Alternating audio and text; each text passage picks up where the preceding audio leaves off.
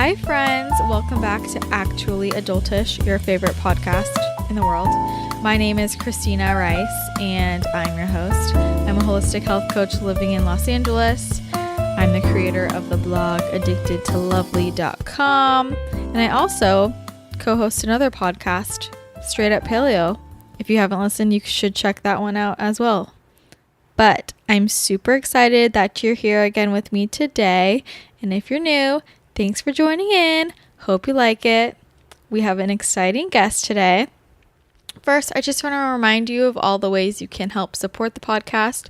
You can support the podcast by doing your regular old Amazon shopping straight through our link that's in the show notes and on the website, straightuppaleo.com. And that doesn't cost you anything extra. It just sends some of the money towards the show so we can produce it. And by we, I mean me, myself, and I.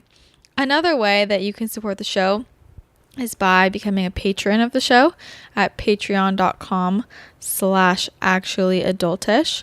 And the way that works is you can pledge any amount of money you want each month to the show. So it can be $1, it can be $5, $10, whatever you feel comfortable with, and every little bit helps because I want to be able to keep continuing to put out free content for you guys each week. And I have so much fun podcasting, and I love the community we've made. If you haven't already joined our Facebook group, it's Actually Adultish Podcast Nation. I almost said Straight Up Paleo Pals because that's the other Facebook group. There's just so many Facebook groups, but Actually Adultish Podcast Nation. Request to join, I'll add you, and then you can be part of the crew. So today's guest is a really fun one. We've got some testosterone back on the show because I needed some more testosterone. And I am interviewing JJ Beasley from Beezy's Bites on Instagram. So JJ is a health blogger. He is studying to become a registered dietitian right now. He's living in Colorado, and he has the most insanely beautiful food Instagram in the game. And I met him first at Expo West last year. Wow, Expo West, throwback to that crazy place. Yeah, I met him then and was just totally intrigued by his Instagram and his life. He's super cool. He's really into CrossFit. He eats really delicious food and knows how to cook. He makes bomb ass smoothie bowls. Like, they are, his smoothie bowl technique on point. They're so thick. It's like ice cream.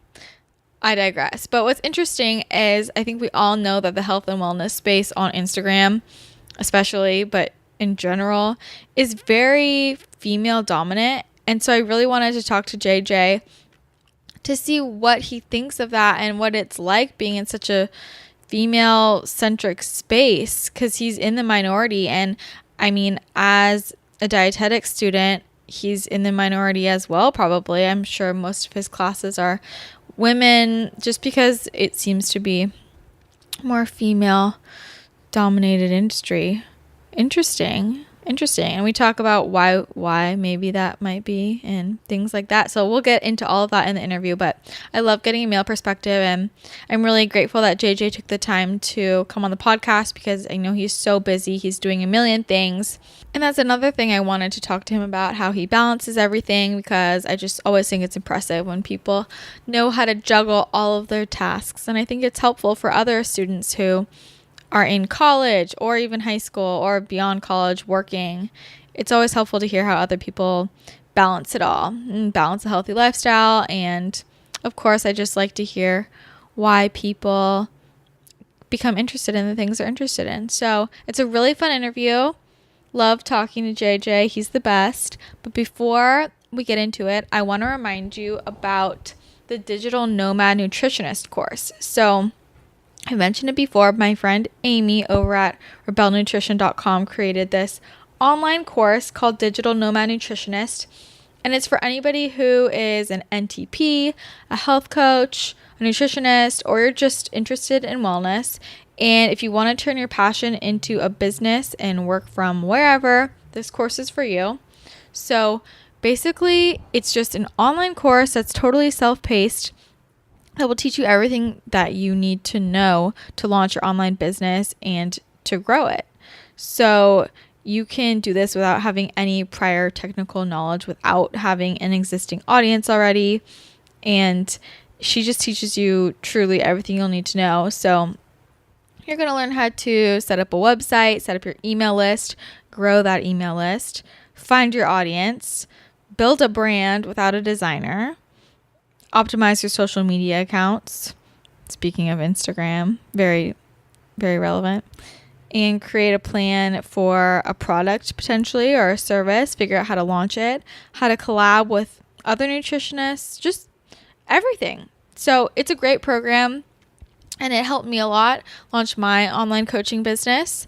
And I have a lot of friends who have done it as well, and just really impressed by how Amy could put everything into such an easy to understand format. And I love that it's self-paced, it's online, it's not overwhelming, and you will emerge from that knowing how to launch your own business. So she was generous enough to offer actually Adultish listeners $100 off the course. It is, I can't recommend it enough. I don't really even know what else to say, but you can get that $100 off by clicking the link in the show notes, or you can go to bit.ly/digital nomad, capital C, capital R. So bit.ly/digital nomad CR with a capital C and a capital R, and you'll get $100 off. You can also just learn more about the course, check it out at that link. So really great resource, and I highly recommend. So that being said, let's just go ahead and hop into the interview with JJ. I hope you guys like it. Hi, JJ. Hey, Christina. How's it going? Good. How are you? I'm doing pretty good. Pretty good today. Yeah. Okay. You know what I want to start off with? What did you have for breakfast? Oh, gosh. I had a typical breakfast for me usually starts off. So I had some eggs with avocado, some veggies, and a little bit of sauerkraut. I've been really loving sauerkraut lately. And then I also had some oatmeal on the side with blueberries and peanut butter, because I definitely went on a pretty long hike yesterday, so I didn't eat enough, that's for sure. But yeah, I saw that hike. That looked so crazy. Like, is that far from you, or where was that? Yeah, it's about an hour and a half from me, and it was a 13.7 mile round trip hike, so it was like a half a marathon up a mountain, and it was 3,000 foot elevation climb. But it was so worth it. The lake up there was probably the best I've ever seen. So definitely want to do it again. Yeah, no, it looked so beautiful. It's insane. That's so cool. It was crazy. Yeah. So how about, for people who don't know who you are, why don't you give a little introduction about yourself? Tell my listeners who you are. Yeah, definitely. So my name's JJ. I go by Beasley's Bites on Instagram. But so I originally I graduated December 2016 with a business degree in business management. And about 2 years into my undergrad, I was like, I don't want to take the traditional corporate route. I don't want to sit at a cubicle the rest of my life. I really want to follow something I'm passionate about. And just so happened during that time, I started developing this giant passion for health and nutrition and all that. I started diving in immensely during that time, and I was like, well, why can't I do this as a profession? So right as I graduated in December 2016, I went right back to school, actually, and started taking or finishing my prereqs for Master's School in Nutrition. So I'm hopefully starting that here in the next half a year or so, to get my master's in nutrition and then become an RD. So that's kind of a little bit of a background of how I got into the nutrition realm. But yeah, I just didn't really want to follow that business route that everyone does. Yeah, because it's kind of boring. Yeah. So, and what school are you at? Right now I'm at Colorado State University. I'm taking my last prereqs, but I got my business management degree from Oklahoma State. Oh, okay. And where did you grow up? I grew up here in Colorado, so I was born and raised here, which is Oh, why I'm back here. Yeah, why did you go to Oklahoma? That seems so random. I know, right? Well, long story short, I actually was on the track team at a small California school my freshman year, and I ended up stopping that after a year for a variety of reasons. But it would have been too expensive for me to stay there. Like I was on the track team there and all that. So it would have been What too, part of California? Santa Barbara. Oh, okay. I don't know why I ever left that area, but and then so when I was transferring, I wanted something that was going to be a cheap option for me to study, as well as people I know. So my best friend played golf there at the time, so it was cheap. It was a good education, and I knew some people there. So I transferred to Oklahoma State, and yeah, that's pretty much how it went. Okay, cool. So I have a million questions relating to that, but first, is your official name JJ or is that short for something? Yeah, so I get this question a lot actually.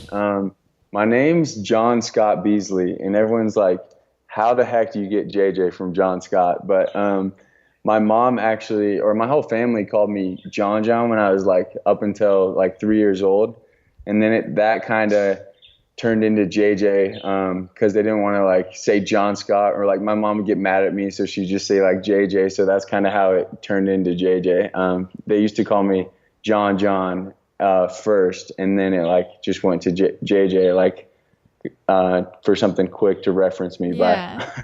Okay, that makes sense. Okay. Yeah, I was just curious. yeah, I know So, everyone asks that. so you said you realized like halfway through, like 2 years in undergrad, that you didn't want to do that. Yeah, So why didn't you just switch right then? that's a good question. I thought about it, and I actually started taking prereqs right then, which is why I don't have to take so many now. Mm-hmm. But I knew everything incorporated business somehow. So like I developed the skills to write emails, resume, cover letters, kind of network with individuals. And I have a vision of possibly wanting to start my own business and own my own private practice, maybe own my own cafe, something like that. So I knew business was going to be involved in my life somehow. So I figured it was pretty valuable to stick it out, learn as much as I can, soak up as much information as I can, and then I would still, I'm young. I still have time to do everything I want to do. So I went right back into nutrition after that. But I did start taking prereqs with my business degree. Okay, that makes sense. Yeah. I Yeah, mean, business like is useful like with everything, but exactly. Yeah. I was just curious. So, what made you get really into health and nutrition? Yeah. So I grew up playing sports. So I played any sport you can imagine besides like water polo or something like that we didn't have here. You guys don't have So water polo there? no, It's unfortunately. too Otherwise, I cold. probably would have played it. Yeah. But yeah, so I grew up playing sports. I love that competitive atmosphere, and nutrition was always there, but like no one really ever focused on it because, we're young.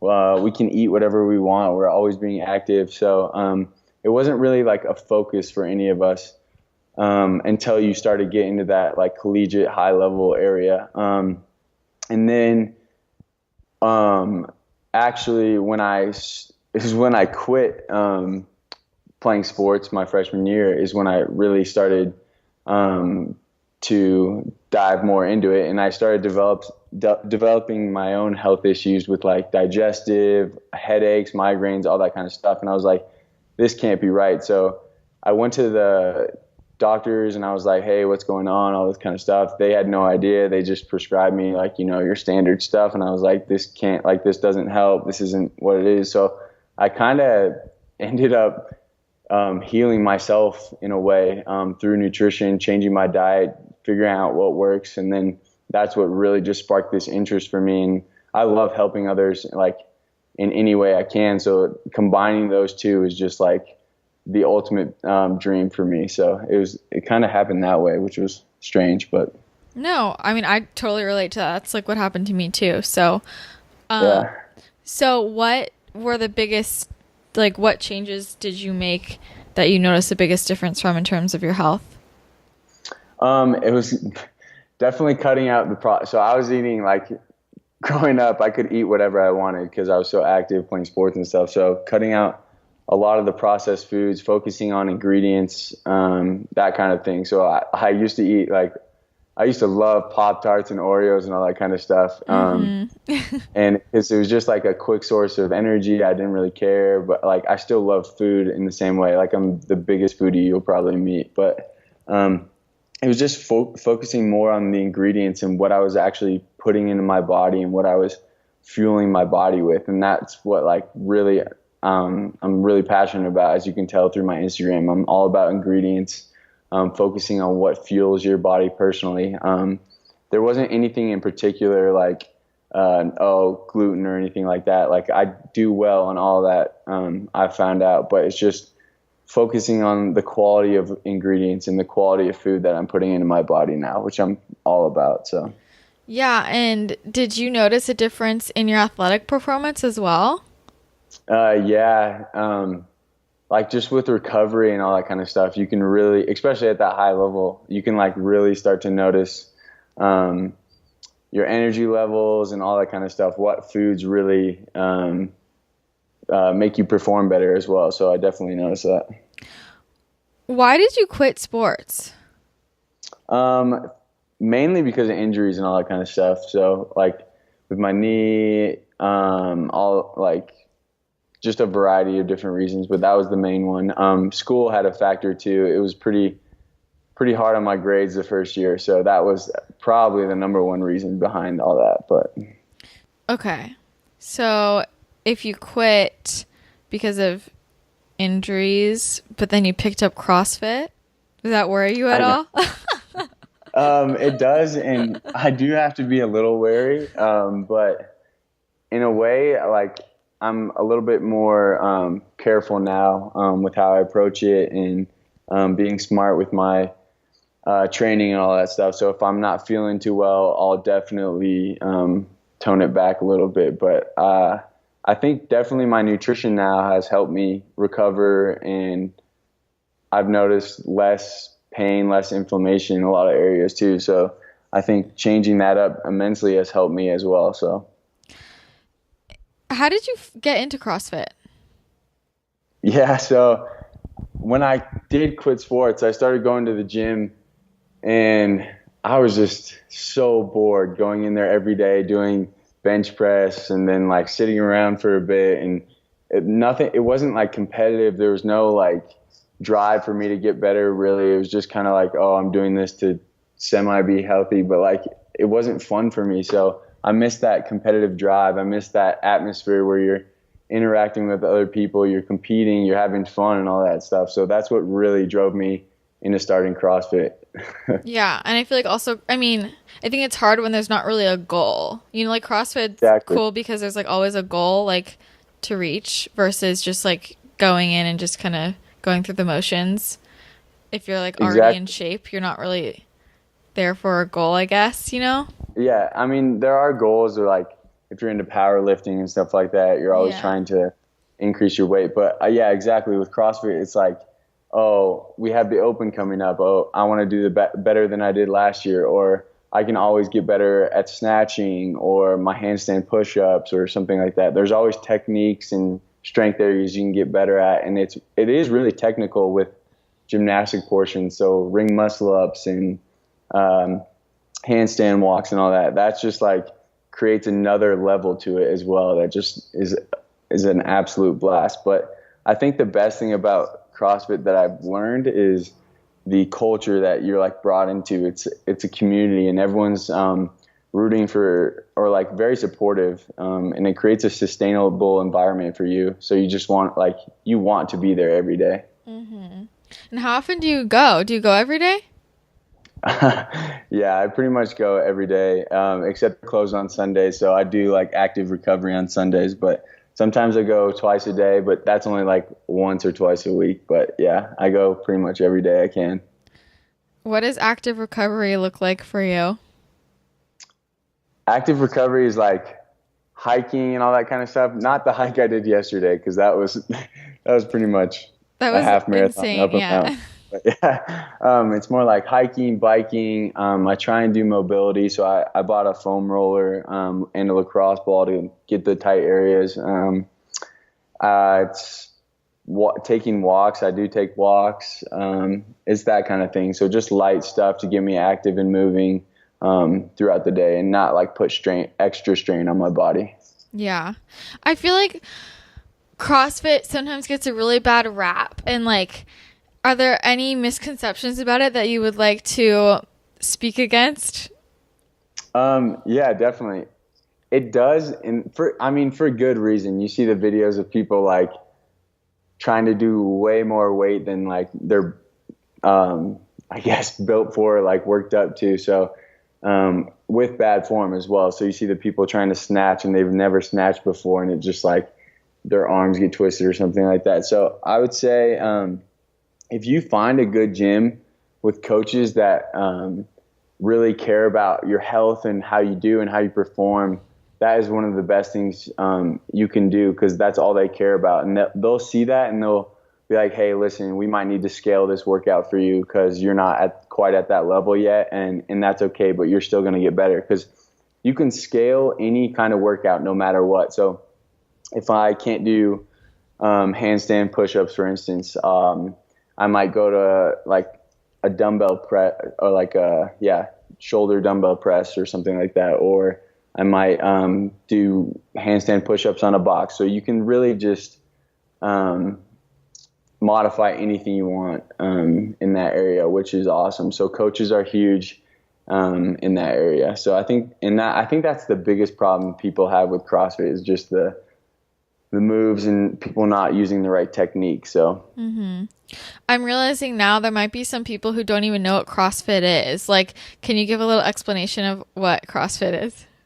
yeah, so CrossFit's like it's really a combination of everything. So I kind of describe it as like functional fitness. So there's gymnastics, there's mobility, there's a strength portion, there's stamina, there's coordination. You're trying to get more flexible, and like nutrition's involved as well, or I like to put nutrition in it. So it's mainly an how do I like workouts that are centered around like functional movements for your everyday life. So it's focused on long-term health as well as aesthetics, because they're brutal workouts, and it tests your physical and mental abilities. So it's a combination of everything. So for instance, I'll go into the gym one day, and if it like, we'll start out doing a strength portion. So I'll have either like a set of heavy squats,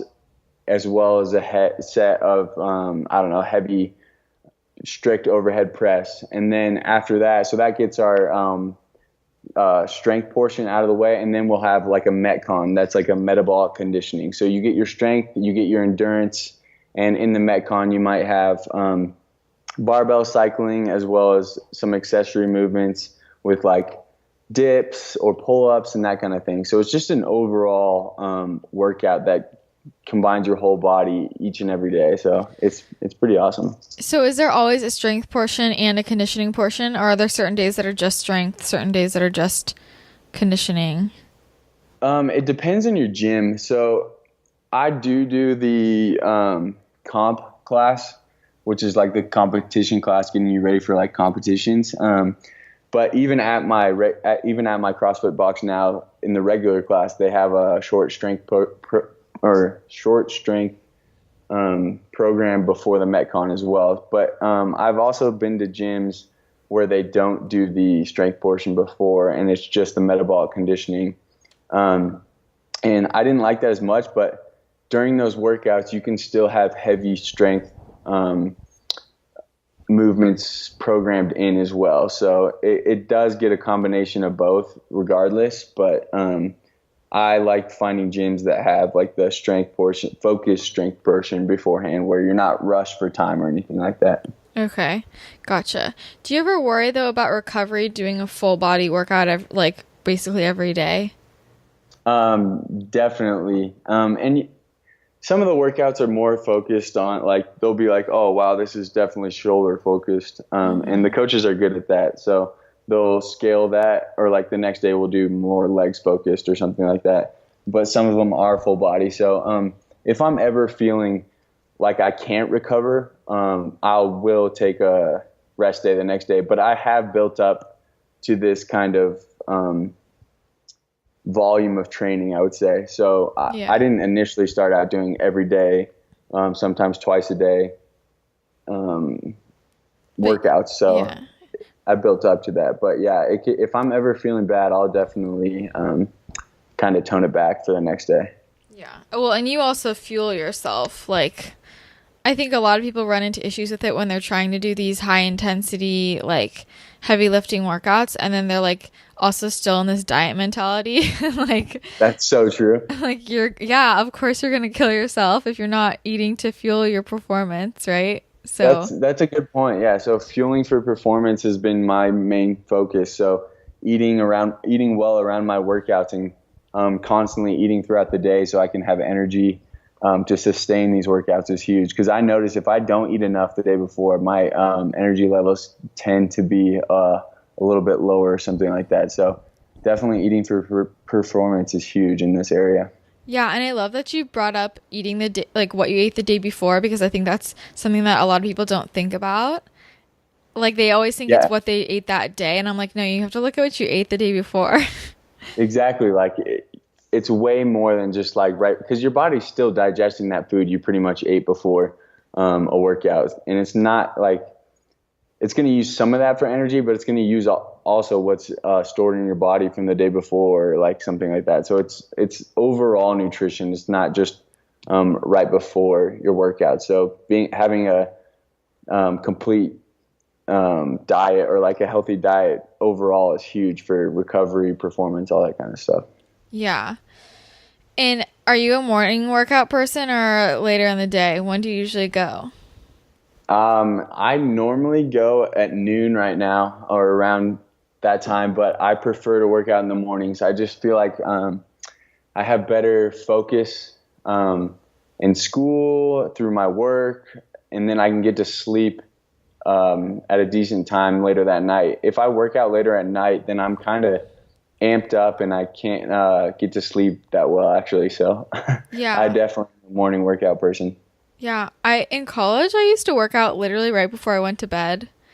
And I don't How know. do you do I have that? no idea. Like I would work out Oh at like my God. 10 p.m. because it was just the only time I could, and then I'd come back, shower, and go to sleep. And I have no idea what I was doing. I don't And you know. fall right asleep? Yeah, I guess I was just so tired. That's insane. I like literally, if I work out, I get so amped up, and it takes me a while or a couple of hours to like calm down and like get into that sleep mentality. So I love working out Yeah, in the well, morning I so I like can. just realized that like now I work out in the morning and I used to still work out in the afternoon, and now I realized like even working out in the afternoon, that's what was keeping me up so late. Yeah, I So, bet. yeah. That's crazy. So then at what point did you start your Instagram? I actually started my Instagram a little, like right around a year ago. So I haven't had it that long. It was probably like the start of September. What like I know you like came out of nowhere. I was like, who is Yeah. this? What like prompted you to start it? So I've always been just, I love to cook, which is I think rare for some guys, or it definitely is rare. And I love to cook. I love food. And so I was already creating these meals. And I was like, why not just post about them and like try and get connect. So I initially started it to like get connected in the industry, because I knew I wanted to be um, in this nutrition field. So I was like, why not just start connecting with other people? Because that's the business mentality I had coming into this. And I was like, why not just have fun with it? Because you're already creating these meals. So I started it, and it kind of blew up from there, which shocked me in a way. Yeah, you blew up really fast. And who were like were there like certain bloggers that you were following that you really liked and like I don't know. Yeah. So initially, I had, yeah, I don't know if I can pull any off the top of my head. I'll probably have to look back, but there were a few. I kind of followed YouTube at first. So I was following like Dan Churchill. I don't know if you've seen him, but he's like this Australian cook. And I was kind of following these like chefs, like actual chefs that were into healthy eating initially. And so I didn't have any like favorite food bloggers at the start. And then it kind of grew from there. But yeah, initially it was mainly like this guy named Dan Churchill, who was like an actual professional chef. And then I started developing more of those like food bloggers that I love to follow. Yeah, and who are some of your favorite people to follow now?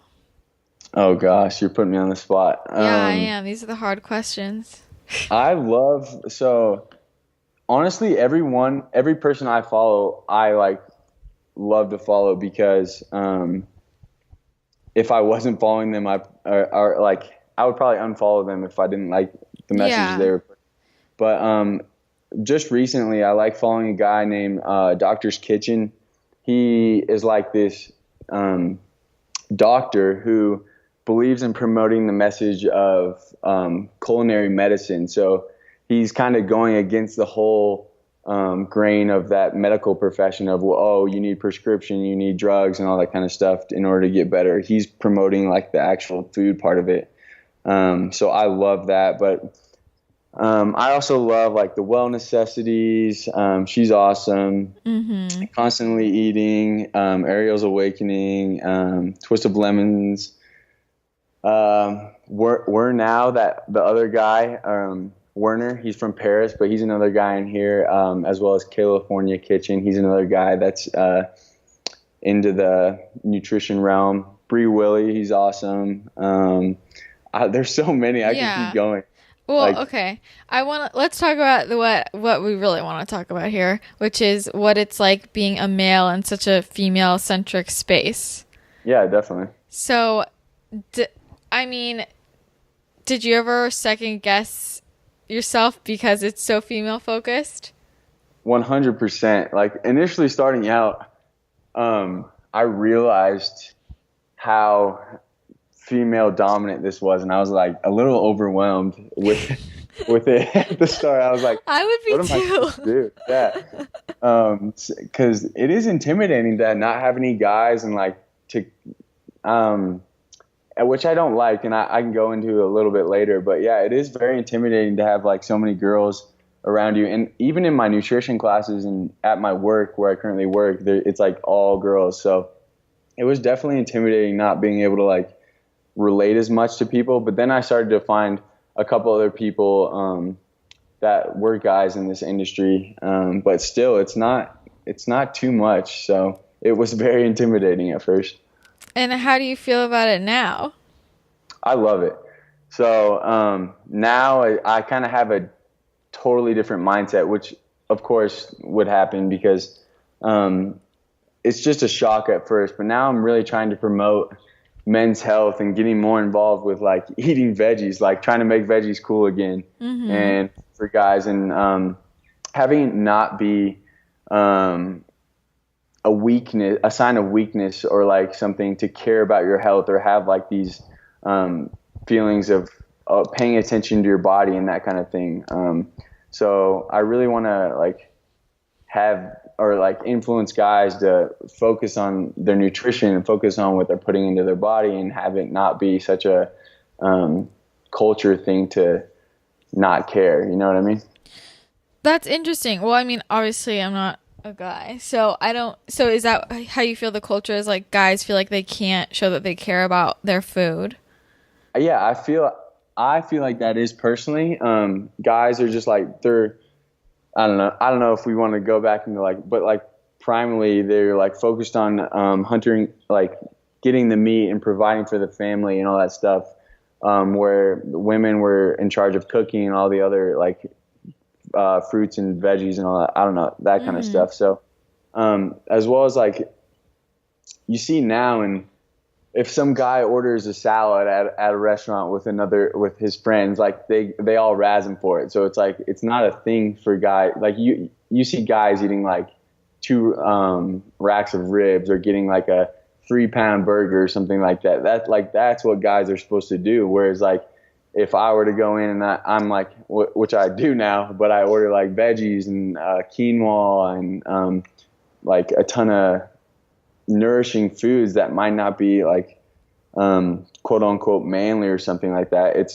I get razzed for it, but now I'm just like, yeah, because I'll live longer than you guys, or like I'll make a joke about it or whatever. Yeah. But it can be difficult for guys just with this culture. That's kind of the mindset of the culture now. So that's what Well, I think that, I mean, I feel like I know a lot of guys who care a lot about the food they eat, but I like, especially like in the bodybuilding world, like, you know, but I think that it's really interesting when we talk about how food has become associated, like certain foods have become associated with certain genders. And I was thinking about this too. Like, for example, if somebody saw your feed, your Instagram feed, and they didn't see your name or your picture, they'd probably think it was a girl's page. Well, 100%. I get comments like on daily about like, wow, girl, this is amazing. And I have to like comment and be like, I'm actually a guy. Is that what you say? What do you say? Yeah. I say it nice. I'm like, I'm actually a guy, but thank you so much. And I like I'll laugh or something like that. But yeah, I get that daily. So that's why I'm so like, or that's why I have this opinion of this culture. It's like, it's assuming it's a female or something like that. But yeah, you bring up the bodybuilding world. And I think that niche or whatever is definitely focusing more on nutrition, all that stuff to an extent. But I think that is a small group of people in like the grand scheme of things, because like not that many people are bodybuilders. And even then with like, I don't know, the whole IIFYM movement, and I don't want to get too deep in the weeds of that, but I think that it can be beneficial, but still some people, I shouldn't say everyone, are like trying to fit in as many bad foods in there as well, or just to see if they can fit. So it kind of gets a bad rap sometimes, which I don't think was what it was designed for. But so it is a very small group of people in that area who still care about like their nutrition and all that stuff ultimately. But yeah. I think that a lot of guys do want to care about that kind of, I think it's also an age thing. Like you talk to any man who's like over the age of like, I don't know, like late 20s, and I feel like it's a much different space. Like, yeah, definitely. And men aren't afraid to be like, no, I eat this way for my health, and you know, they don't really care. But I feel like it's almost like a bro culture, like college age, high school, young 20s. And it's like, I feel like guys do care, but it's like what you're saying, it's like they don't feel like it's manly, or like they can't openly be. It's like this closeted desire to want to eat healthier, but worrying about what the guys think. I actually get messages all the time from guys, and they're like, man, you've really inspired me to like start focusing on like the ingredients. And I actually look at labels now. I like really focus on what's I'm putting into my body, but it's still tough. Like I'm in college and all that stuff. I'm like, man, I've been there. Like I'm still there currently. So I know how tough it is. And I think also you brought up like generationally, some of those older generations, they start to realize their health problems are catching up to them. And when you're younger, you feel invincible because you don't notice them initially, and they're like kind of slowly they slowly build up as you get older. And once you get older, then you realize these health implications. You're like, wow, I really need to change, like for my health, for my kids, for my family, all that kind of stuff. And when you're younger, you're like, wow, I'm invincible. I can eat whatever I want. And I've definitely been there too. So I think it's a combination of that. And I think also because, for example, as you get older, like more and more men have more, though it's more likely that they'll have a significant other. Maybe, you know, you get married, you have kids. Oh, yeah. At that point, you don't have a group of guys who are around you being like, let's go out for burgers every night. You know, it's like who you're around as well. Like, I mean, all my friends who are married or have a boyfriend, like they all eat healthy too, because they just eat the way that their significant other eats. So it's like easier versus when you're in college. So yeah, whatever your girlfriend cooks, you're gonna eat no matter what because you're Yeah. just lazy. Yeah, that makes sense. Yeah, exactly. So I think that that's great that you're like helping guys feel like they shouldn't be ashamed of how they eat or how they want to eat. But I'm Yeah. curious, like, what your friends thought when you first started this Instagram, or like, did you get any shit from them, or how did that whole dynamic work? Yeah, I mean, I get razzed all the time. Especially, they know I was a big foodie though. Like I've pretty much always been into food my entire life.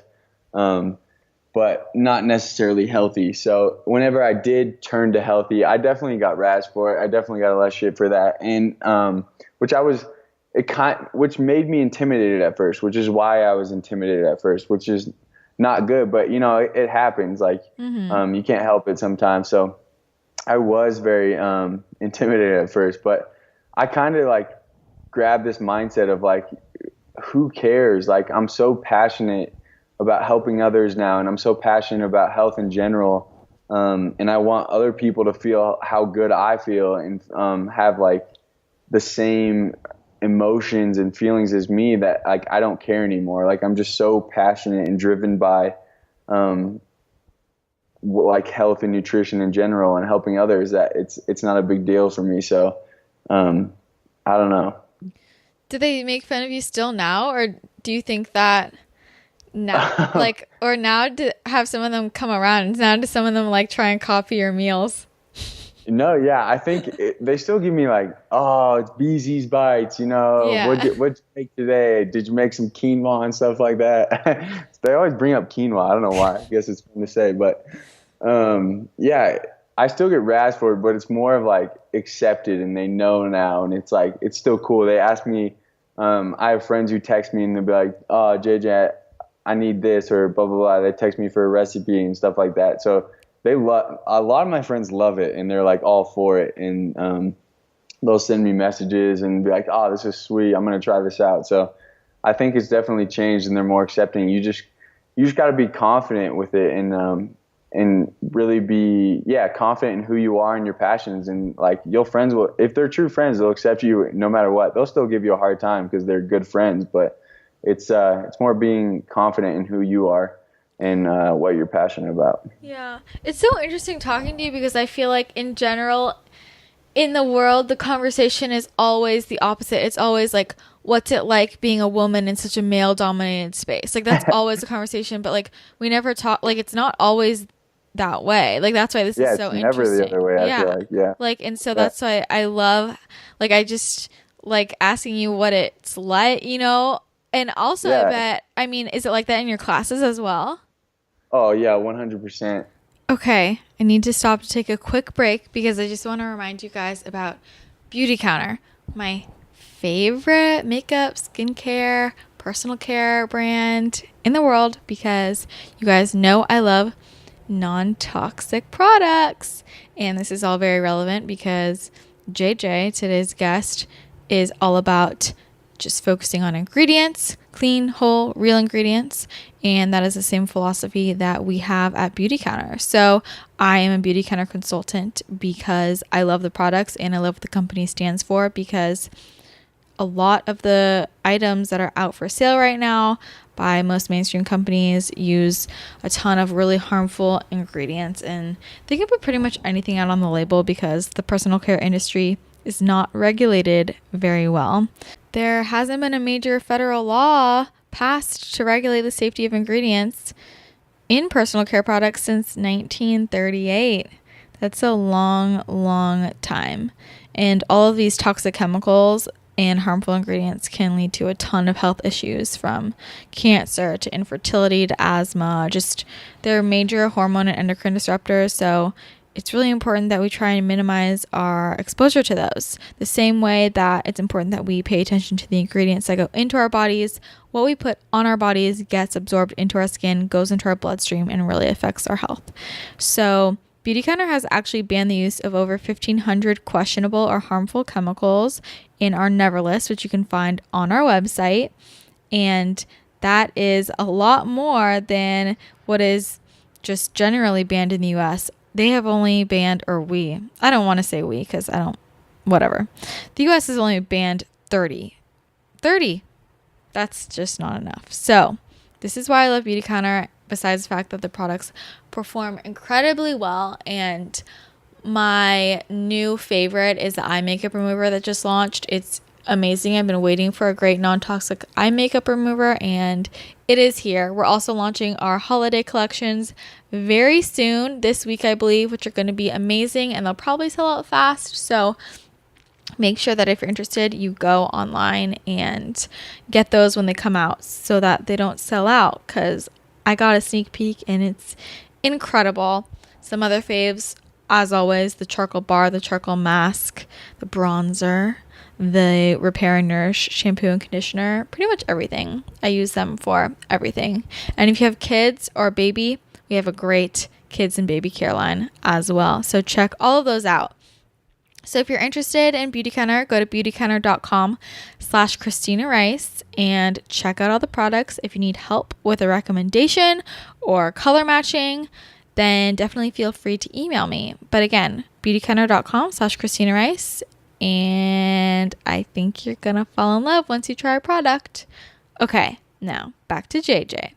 It's strange. It's like the only area I feel like that is so, or one of the few that is so female dominated. But like at work, I used to be the only guy out of like 30 or plus people who work there, or like 20 to 30 people who work there that were female. But now we have two other guys that work there, but still it's like completely dominated. So it is strange, and I like it though. People always ask me that, and I love just explaining my passion for it, and they notice my drive, and they're like, oh, that's so cool, like you're gonna do a lot of things. And so I'm really hoping I can change, or at least make a little bit of an impact on some guys through this in the future, and and have them focus on their health and all that, and change the way they think about it. So, do you feel like it helps you or hurts you to be in the minority?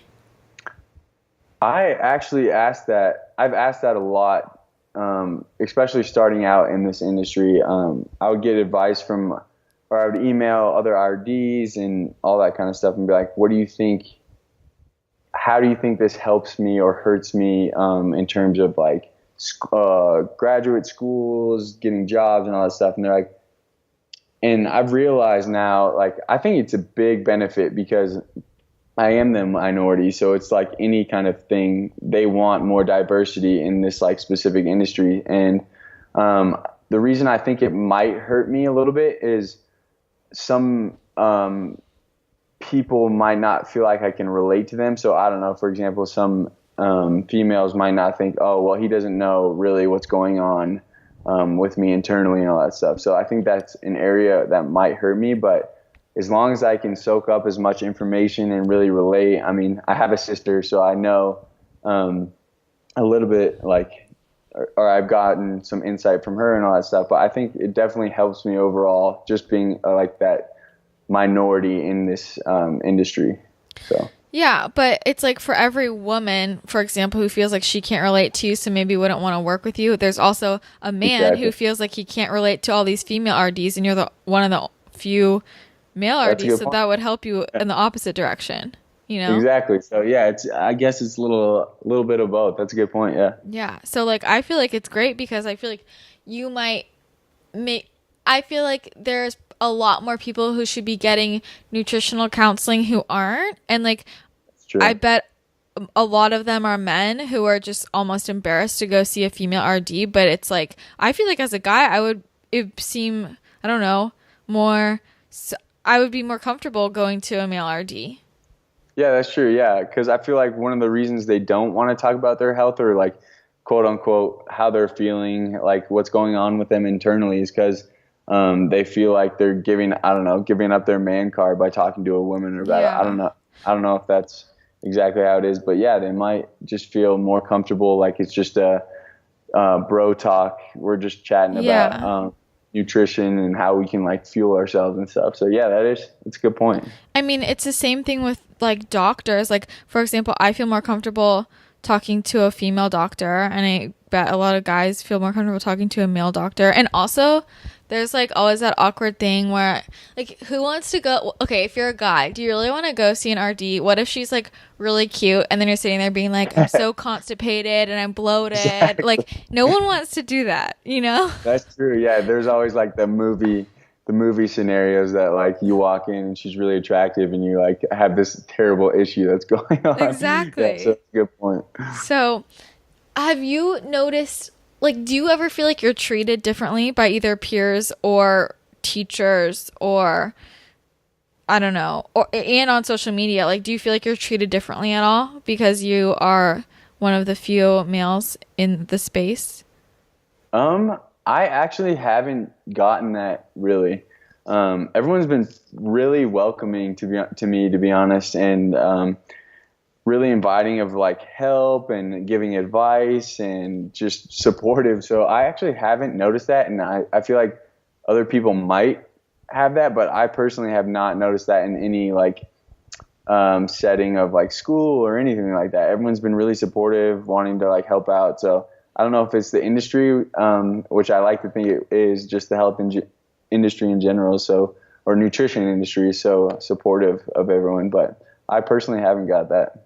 I don't mean it like that. I'm not implying that they would treat you like worse. I'm like I feel like, are all the girls in your classes hitting on you?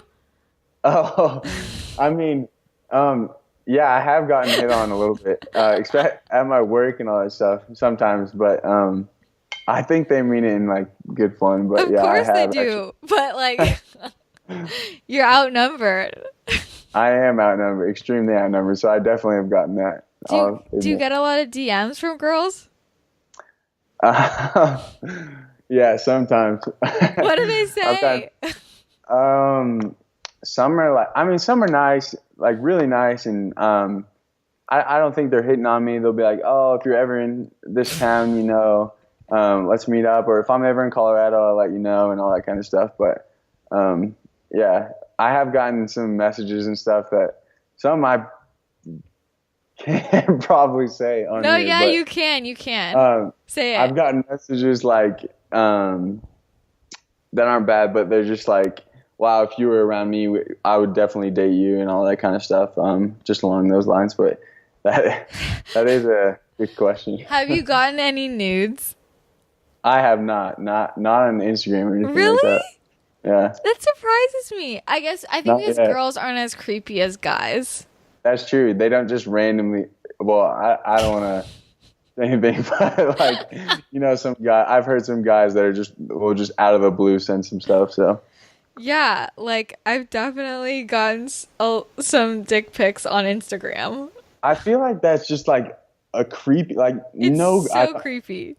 It's just a guy thing to do though. Like they think it'll, I don't know, turn into something because they do that, but in reality, it's the complete opposite. So I don't know if it's twisted in their head, but yeah, that is definitely a guy thing to do for some people. I'm curious, are most of your just like your close friends, are they mostly male or female, or is it even? I would say I pretty much have a good balance of both.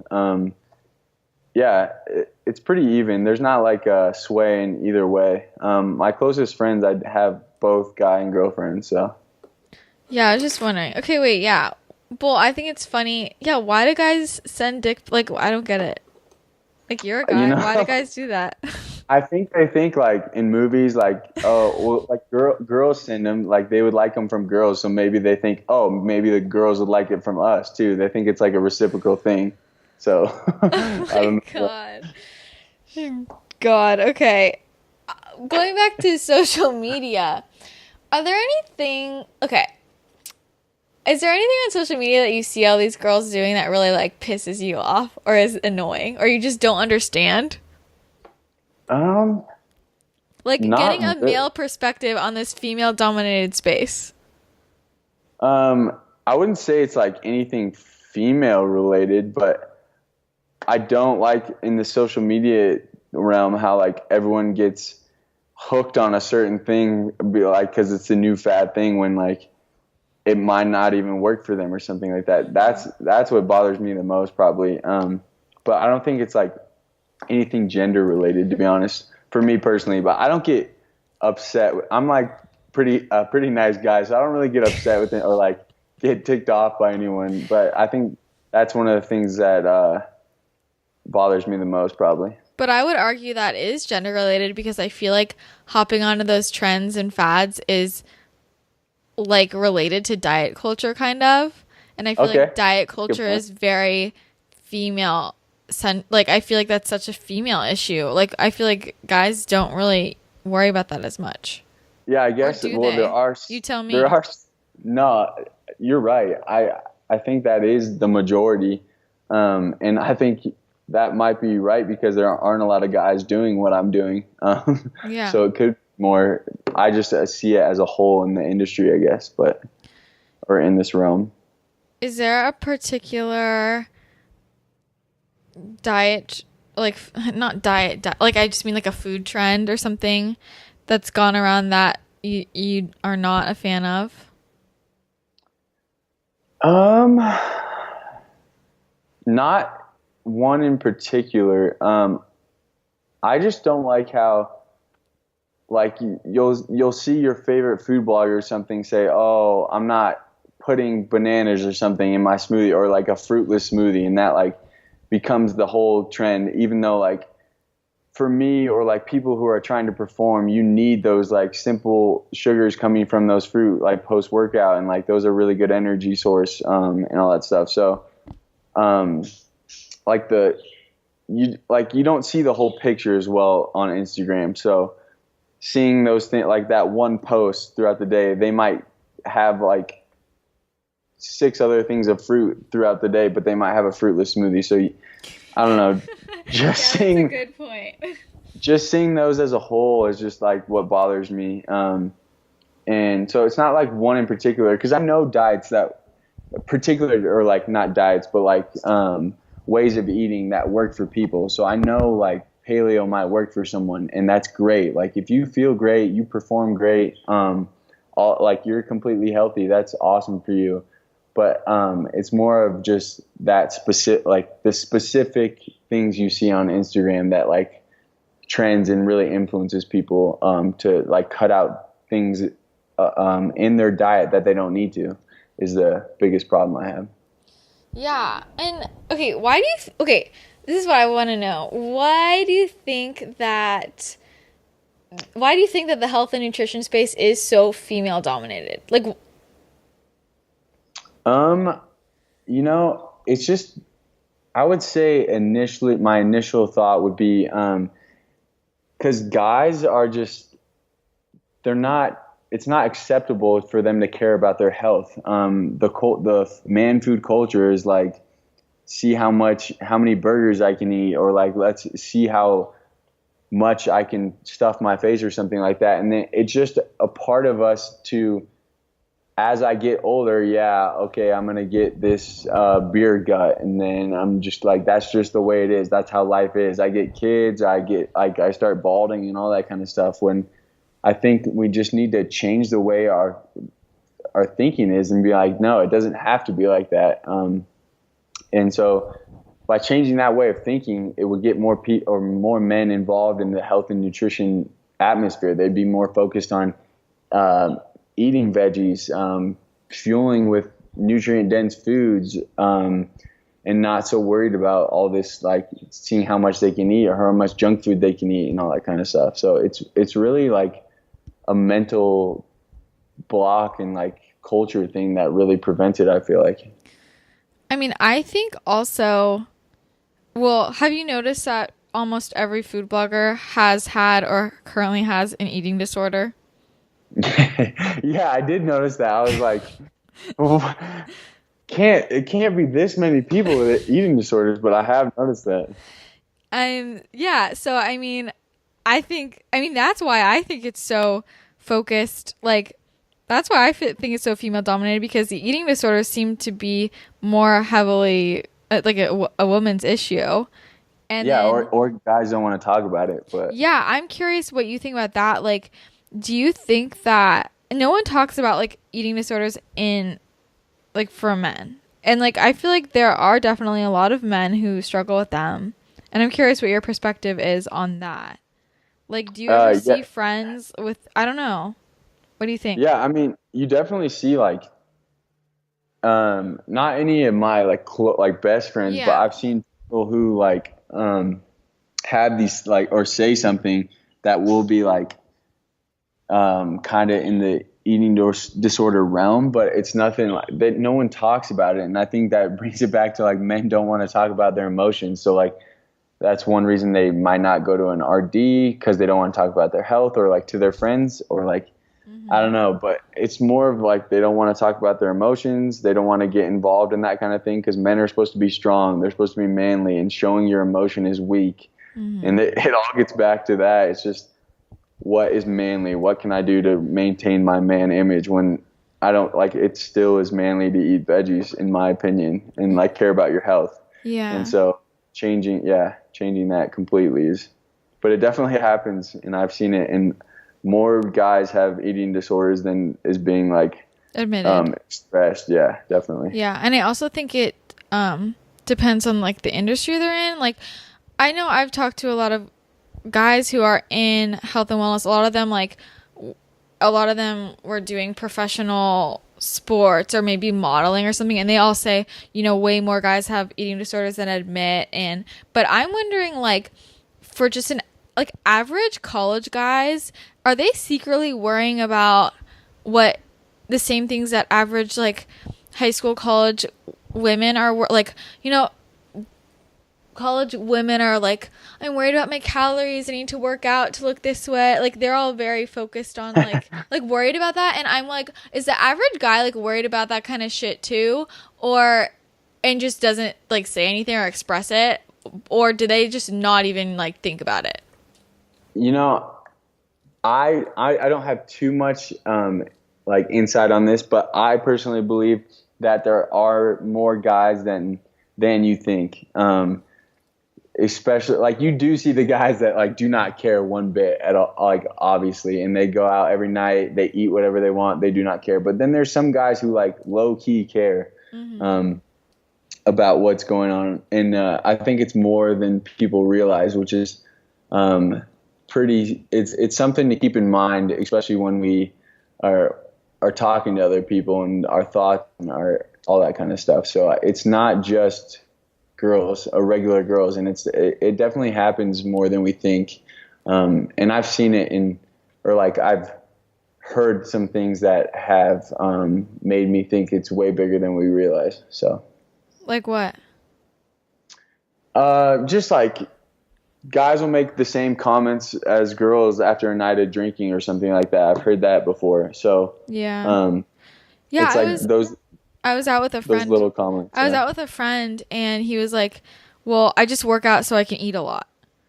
And I'm Exactly. like, I mean, people don't think of I mean, I'm not saying that a comment like that means you have an eating disorder, but that is a disordered Exactly, yeah. that is a disordered way of thinking. Like Yeah, exactly. it's like like you don't work out so that you can eat. Like that doesn't Yeah, I just think it's more of a problem than people realize. I don't know how big of a problem it is, but I think it's something that we definitely need to address. And I feel like it's going to become even more of a problem with guys not being able to express their emotions and say how they feel or say or eat the way they want to eat instead of eating the way the culture wants them to eat. So it definitely something needs to happen culturally for it to have a big impact. Do you have any, like, what would you say to somebody right now? Do you have any advice if there's a guy listening who, like, wants to show more care towards what he's eating and is embarrassed about what his friends are thinking, or, like, maybe he's interested in becoming an RD too and is embarrassed about it? Like, what would you say to that guy? I would say initially it's girls love it when you care about your health and you care about what you're putting into your body. You care about how you feel. You care about how you look. So that right away should help them immensely just by realizing that people actually do like it when you care about that kind of thing to a certain extent. Yeah. And just by, I don't know, caring about what you put into your body and like making veggies cool again, you can, especially if you love food, you can create so many different flavors and notice so many different things. And it really makes you appreciate the little things in life as well. I've noticed, but no one really would look down upon you as much as you think if you started caring about what you ate more and everything you put in your body and your sleep, working out and all that stuff. They think they might razz you from the start, but that's ultimately them just being jealous of you making different lifestyle choices that they low key want to make themselves. So having that in mind and in the back of your mind and being able to be like, okay, like I can make these choices. I'm confident in who I am. Girls love this, and ultimately everyone wants to eat better. Everyone, like I get questions all the time from random people, random friends, all that stuff that really want to eat better, but they just don't know how to start, or like other people are talking to them. So everyone really wants to eat healthy or change their lifestyle. So I think it's just making that step and being comfortable in it.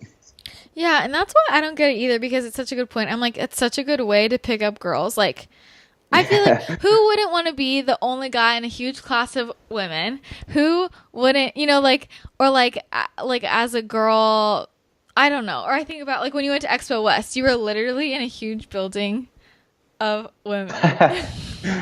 Yeah, that was a blast. I'm not gonna lie, but Like, I think that guys forget about that. On the other hey, side I'm of not things, complaining though. yeah. On the other side of things, I feel like a lot of girls have this issue where they're like, I can't get my husband to eat healthy, or I can't get my boyfriend to eat healthy, and it then becomes like a fight. Do you have any Yeah. tips for girls, or how they could entice the men in their lives to like try their food and eat healthier?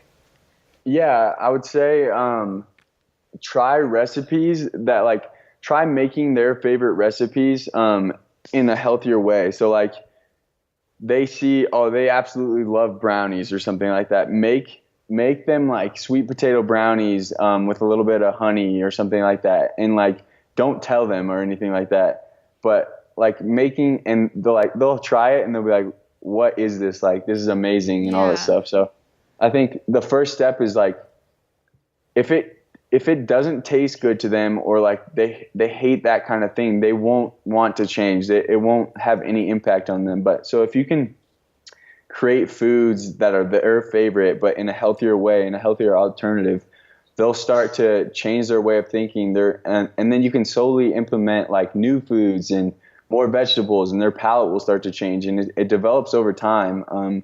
But it's definitely a slow process for some people. They're not ready to jump all in or give up their favorite foods right away. So if you can make it a slow transition to where they start to see how easy it can be, how great they feel, instead of making it all or none, then that's just how some people work. So doing that slow transition and finding that those foods they like that are healthy, and you start implementing them more, they'll notice a difference. So they'll notice how they start to feel. It'll taste good, and yeah, they'll just have that Yeah. change.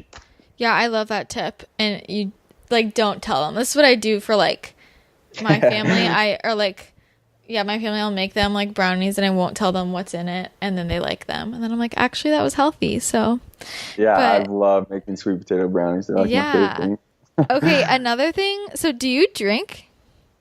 I do on occasion. I personally don't do it that often at all, but I still I love the taste of wine, especially when it's paired with a meal, because I'm a huge foodie and all that kind of stuff. So I love the taste and flavor of things. Then again, I'm not.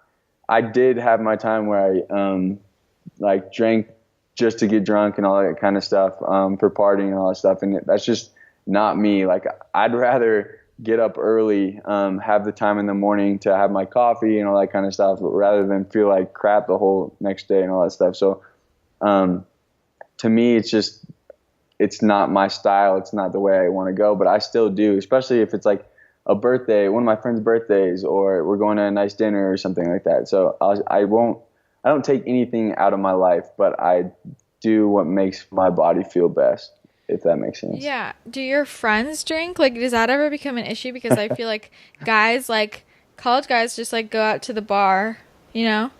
Yeah, I have, yeah, a ton of my friends, yeah, they do.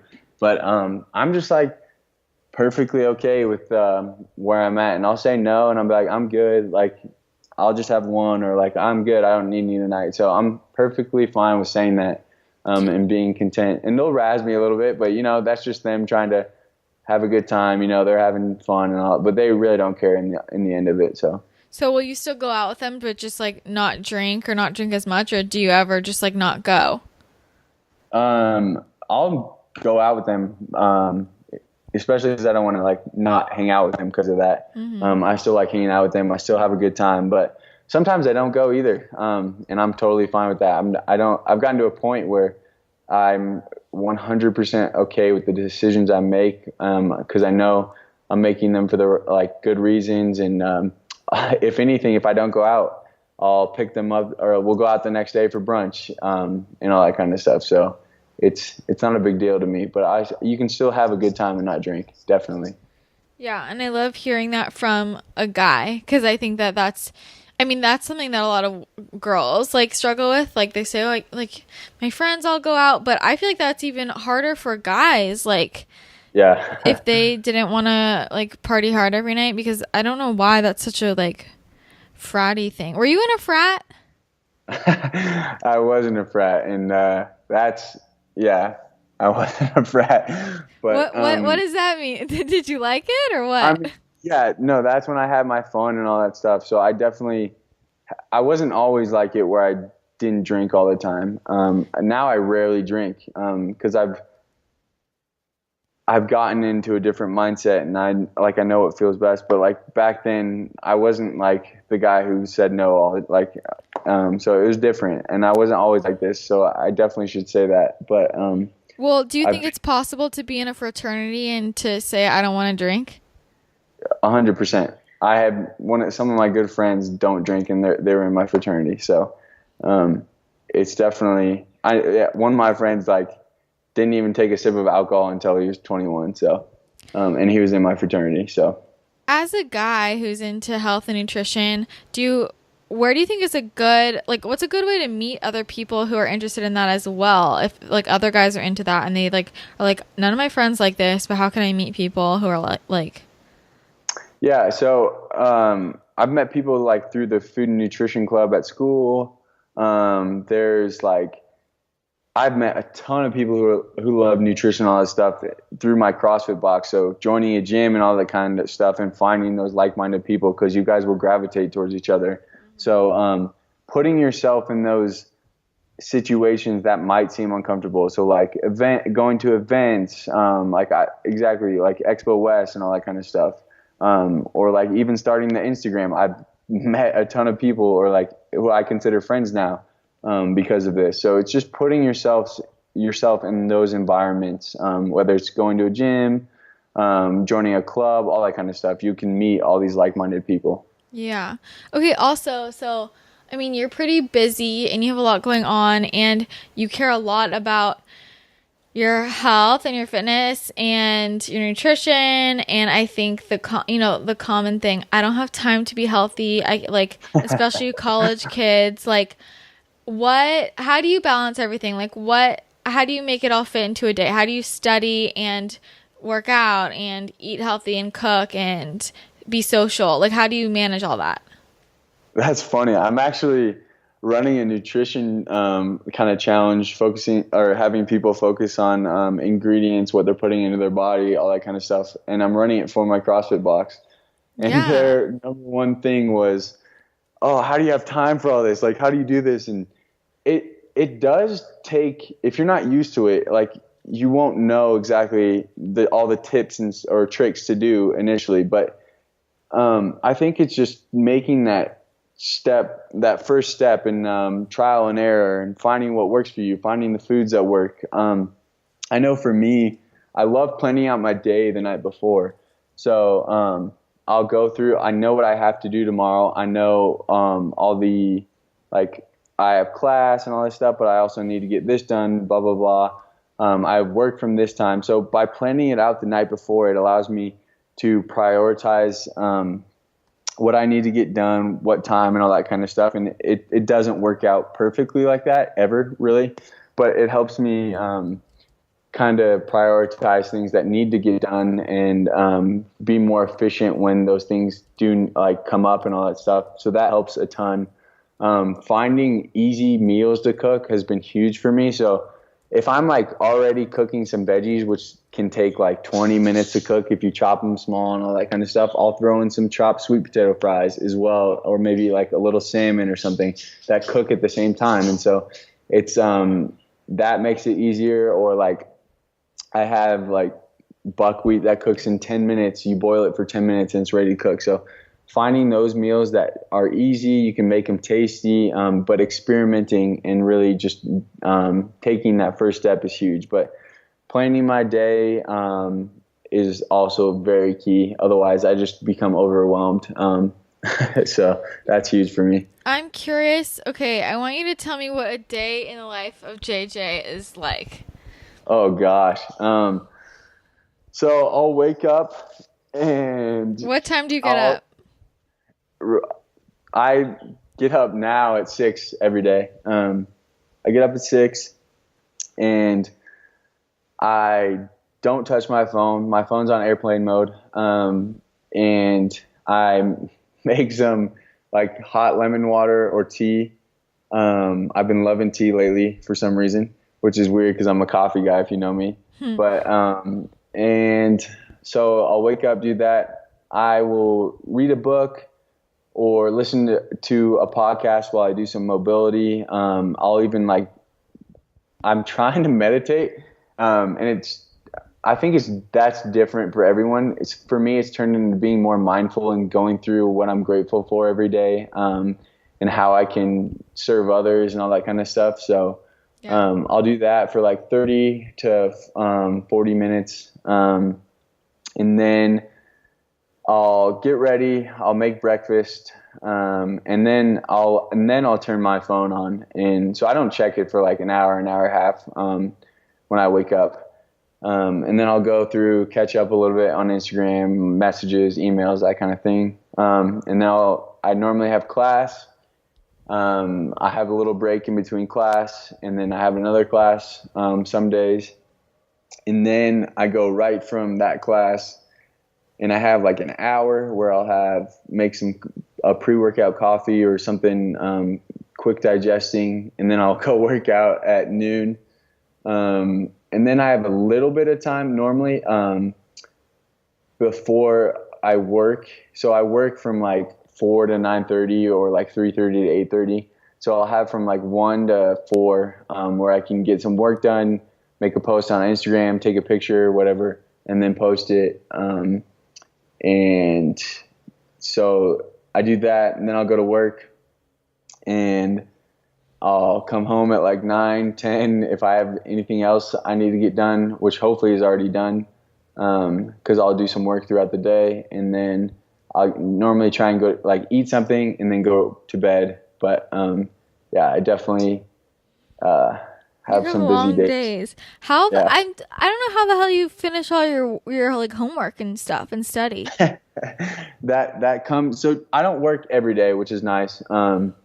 And I get every other weekend off, so I work weekends. But I'll have mornings where I'll get some stuff done instead of a podcast. I don't have work all the time, so I'll definitely get a ton of work done out of the way on those nights, which is awesome. And I have like a couple hours throughout the day, like in between class, where I can get some work done. So that's what's huge for me is like if I can prioritize that the night before, I know, I have an hour where I can get this done right here. Whereas if I didn't do that the night before, I would just think about how much stuff I have to do, and it wouldn't get done because it's overwhelming. So that prioritizing the night before has helped me huge, or has helped me immensely, getting my life together, which is awesome. Yeah, because people waste time trying to figure out what to do during the day. Yeah. And how do you manage? I'm curious how you manage like social media. Like, Are you checking a lot, or what are you doing with that? Do you catch up I on your got feed, or are you the kind of person who posts and then leaves? No, not at all. I have like certain times where I actually like catch up. So I'm like not on my phone constantly, but I have like certain times where it's like a concentrated time of the day where I am, and it's When is that? periodically. It really depends. Sometimes it's like after all that morning routine, I'll be on my phone for a little bit, or like in between class, or if like class gets canceled, or after CrossFit, I'll make a post and then go through my feed, catch up with everyone, and all that kind of stuff. So I do go on my phone, but sometimes like I think I don't make a post every day or whatever, and that's completely fine with me. Or I won't be able to catch up with everyone, and it did bother me at first because I just I like actually connecting with people, and I'm actually terrible at like responding to comments now because I can't really fit that in at the moment, which I feel bad about. But it's just being okay with that and doing what you can do, and fitting in what works for you. So Yeah. that's been a key for me, just being okay with not always having to be on social media and that kind of thing. So Yeah. Okay. One last topic. all right. Let's talk about your food that you post. You have Okay. quite the feed. It's very beautiful, I have to tell you. Thank you. I appreciate Um, that. yeah. So, okay, first of all, just rapid fire. Well, do you have any quick photography tips? Do you take all your pictures on your phone? Yeah, so iPhone 7 Plus, best investment I've made. The camera's insane. Do you But do yeah, on my portrait mode for everything? no, I rarely do portrait mode. Do you do square? No, I just take it normal. Dude, what the hell? Okay. Oh, shit. Okay. And do you have a specific spot you always take your pics in? Yeah, it's right by the window. It's on a table that came with the apartment, and it's just natural light. You gotta have natural light, so Do that's you key. do you use a filter? Yeah, I use VS. Wait, what's it called? Visco? VSCO. Yeah. Yeah, I use that, and my favorite. So you notice how on all my photos it's kind of like darkish or like blue, Yeah. kind of. Yeah, I noticed everyone had really bright, kind of like white photos. So I was like, I want to do something a little different. So I tend to always put the A5 filter and just don't do it as much. Mm-hmm. And then that's pretty much it. I'll just boost the brightness or like saturation a little bit. But yeah, Yeah. And you that's pretty also, much I it. love how all the girls have white backgrounds and you use like a dark table. I love I that. wanted to be different. Yeah. Yeah. No, it's so great. Okay. And what's your favorite meal to make? Oh, wow. Like of all time? Yeah. Oh, dang, that's tough. Well, I love sweet potatoes. So anything with sweet potatoes and I'm in, but favorite meal of all time, I would say it's like a combination of like some sweet potato and like some kind of dal, like lentil dal or chickpea curry, because those have so much flavor and it's unbelievable. So that kind of combination with an avocado and some like sauteed veggies or something like that is ideal for me. But I do love like coconut oil roasted sweet potatoes with cinnamon and stuff. So that's hard Mm-hmm. to beat. I love that, but I'm surprised. I thought you were gonna say, okay, we have to talk about your smoothies. Because your Okay. smoothies are not even smoothies. They're like ice cream. They're like thick. It's the They're best. so thick. So how do you make them so thick? Um, I think as little liquid is like the key thing, as well as frozen fruit. You don't have to do frozen bananas if you don't want to, but that does make it a little bit creamy. So I love adding frozen bananas, but frozen fruit is key.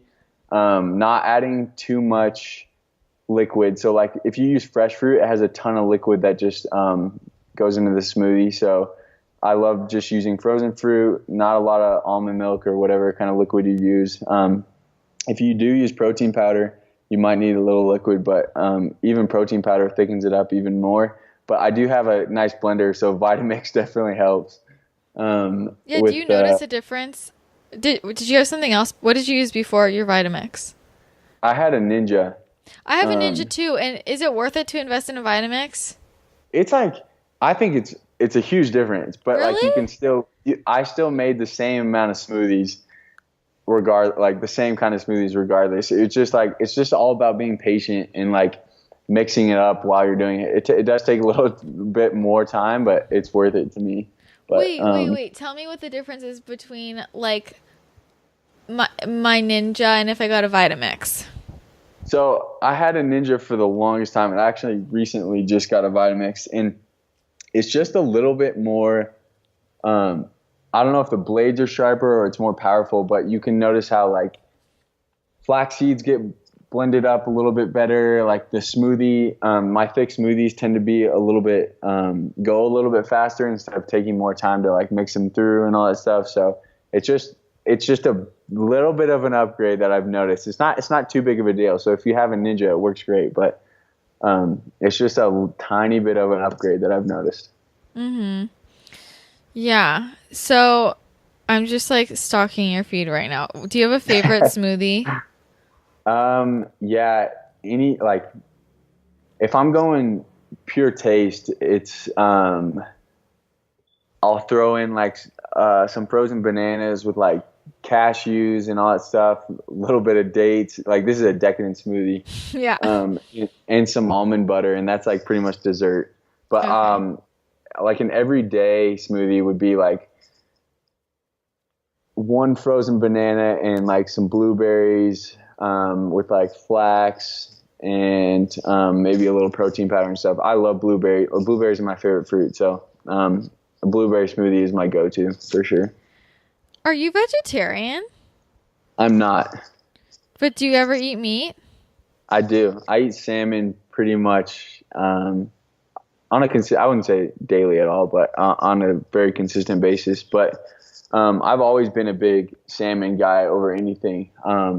Another thing, I'm not a big meat guy in general, and it's not like it's always been like that. But I just find foods like I brought up before, like chickpea curry and all that stuff, just have so much more flavor to me, and I just like those so much better that I make them more often. So, but I don't limit anything from my diet. So if I want something, I'll have it no matter what. But yeah, I'm just like on here. I'm like, I don't see any chicken or anything. So that's why I was yeah, curious.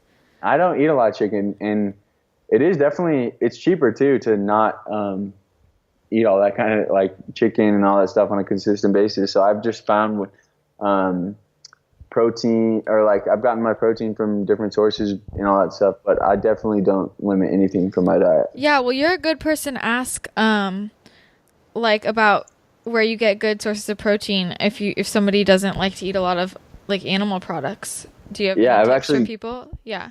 yeah, I get that question quite a bit actually.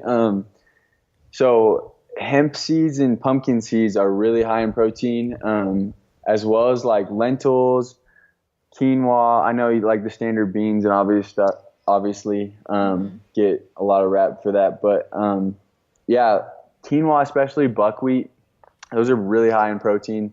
And if you pair those with like some chickpeas, you throw some hemp seeds on top, all that kind of stuff, you have like 20 to 30 grams of protein. And maybe I should make a post on this or something like that. But like I make a buckwheat bowl that has like 30 grams of protein and it has like fruit and hemp seeds in it, and the buckwheat has like 12 to 15 grams of protein alone. So there are definitely ways you can do that.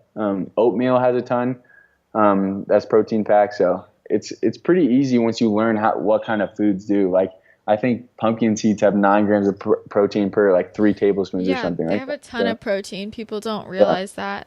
Do you eat like differently according to your how active you're gonna like do you think that worry more about I guess okay, how do I say this? Like are you worried at all about getting enough protein for how active you are, or do you not really worry about that in I don't terms of really worry about activity it. level?